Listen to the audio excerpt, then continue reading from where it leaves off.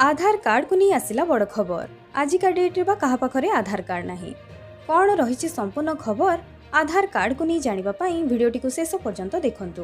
किंतु ता पूर्वरु निश्चित वीडियो को लाइक करदेवे, चैनल को प्रथम थर आसी चैनल को सब्सक्राइब करी पाखरे थिबा बेल आइकन रे टिपी ऑल रे सिलेक्ट करबा को जमारू भूलिबे नहीं।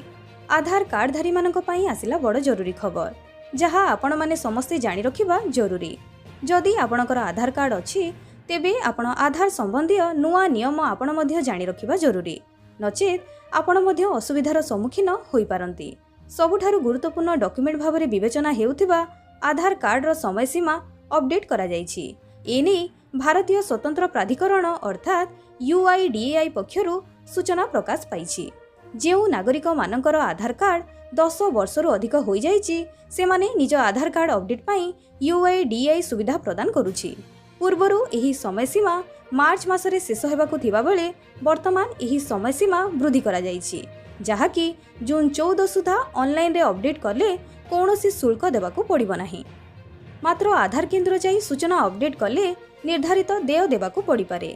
जेमिति कि जून मास चलीछि हातरे आ अल्प समय रहिछि।